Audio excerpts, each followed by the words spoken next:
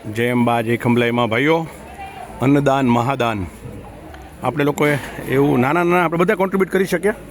આપણે આટલું કરીએ છીએ એટલે તમને ખબર પડે. મેં કીધું કે આપણે ચપ્પલ આપી ચૂક્યા, છત્રી આપી ચૂક્યા, હવે આપણે આ વખતે ગોગલ્સ આપવાના છીએ. બને તો આજે જ.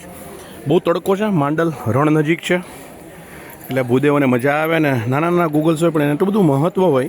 એવા સરસ ફોટા પડાવે તમે ખુશ થઈ જાઓ. સવારે ચા કોફી અને અત્યારે 9 વાગ્યા છે એટલે 9 સવા 9ની વચમાં આપણે બહુ ગરમા ગરમ નાસ્તો આપી સરસ મજાનો. બપોરે જમવાનું અને દક્ષિણા, સાંજે ચા કોફી અને નાસ્તો, અને રાત્રે જમવાનું અને દક્ષિણા. એમાં પણ આપણે કોન્ટ્રીબ્યુટ કર્યું છે, બધા આપણે બધાને લાભ મળે. અત્યારે નાસ્તાના આપણે 6000 રૂપિયા રાખેલા છે. 6000 રૂપિયા રાખેલા છે. એમાં ગરમા ગરમ નાસ્તો અને ચા કોફી, પછી 13000 રૂપિયા બપોરે જમવાના. એમાં જમવાનું સરસ મજાનું, મીઠાઈ અને દક્ષિણા. સાંજે બપોરે 5 વાગે ચા કોફી અને નાસ્તો, એના 3000 રૂપિયા. 120 ભૂદેવ છે અને 10-100 એમ છે એટલે 130 જણા લે. અને રાત્રે જમવાનું અને દક્ષિણા એના 10000 રૂપિયા. કુલ આખા દિવસના 32000 રૂપિયા થાય. 14 જૂન મારો બર્થડે છે તો મેં આખો દિવસ લખાવેલો છે ચેરિટી બિગિન્સ એટ હોમ. પણ ભૂદેવોને અન્નદાન થાય, મજા આવે ને. તમે જુઓ નાના નાના ટેણિયા મેણિયાઓ જો ડીશ લીધેલી છે આપણે સ્પેશિયલ એમની, વ્યવસ્થિત વિથ ડિસિપ્લિન, અને એને મજા આવી જાય છે.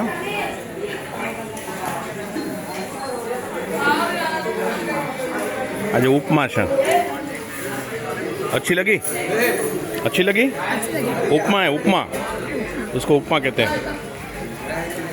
अच्छी लगी? अच्छी लगी? ठीक है. अच्छा है? चाय कॉफी है ना? बस बस बस. जय खंभलाई माँ, जय खंभलाई माँ, जय खंभलाई माँ.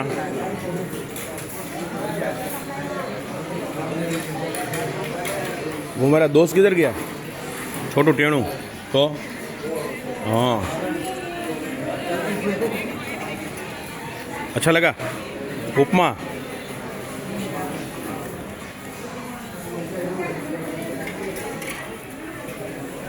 એ લોકો જ પીરસી દે. આપણે જુદી વ્યવસ્થા રાખેલી છે. બહુ જ ડિસિપ્લિન સાથે બ્રાહ્મણત્વ મેન્ટેન થાય. પહેલી કન્ડિશન આ.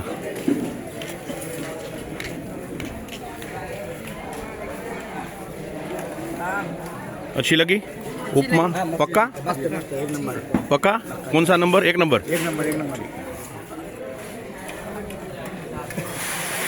आपको अच्छी लगी सबको? चाय भी अच्छी लगी? तो बस.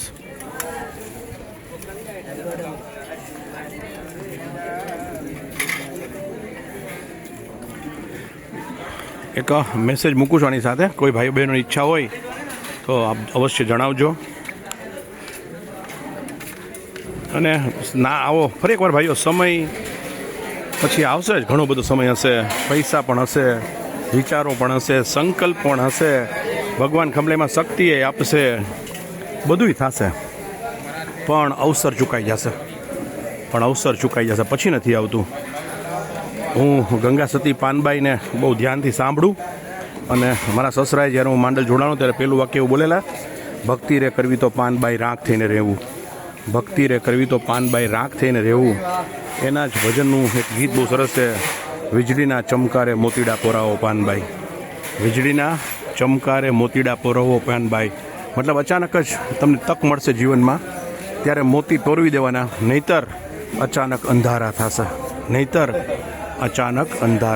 એટલે અંધારું થાય એ પહેલાં અજવાળું આપણા જીવનમાં આપણે.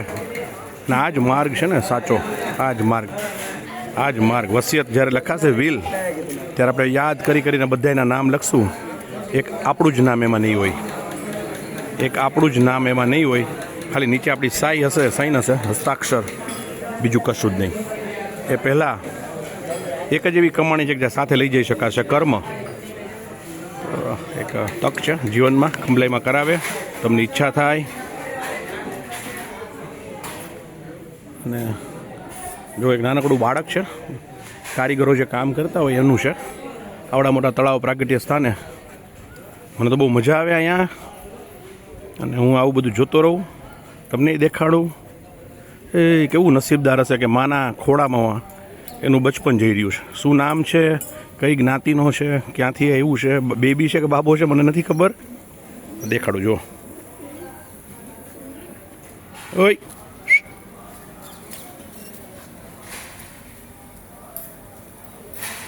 એને બોલતાય નથી આવડતું. હાય કેમ રડેશ?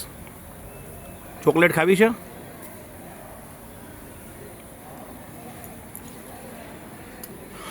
મા માટે એમ કહેવાય છે કે કદાચ રડતા સુવડાવે પણ રડતા ઉઠાડતી નથી. કોઈકવાર જીવનમાં દુઃખ આવે, એકલા પડી જાય તો રાત્રે એકાંતમાં રોવું આવી જાય, પણ સવારે રિકન્સિલેશન થઈ જ ગયું હોય. પળ પળ સદા તું જાગતી, દિન રાત તારા ભક્તની સંભાળમાં તું રાખતી. બધા એવા ભાવથી આ શેડની નીચે બધાય અડધો કલાકનો બ્રેક હોય પછી પાછા આવી જશે. આજે રવિવાર છે, એક ચંડીપાઠ વધારે થશે 1 વાગ્યા સુધી અને સાંજે 2 ચંડીપાઠ. સાંજે એક ઓછો, બપોરે એક વધારે, કેમ કે અત્યારે યાત્રિકો દર્શન કરવા આવતા હોય તેના માટે આપણે એવી સગવડતા રાખેલી છે.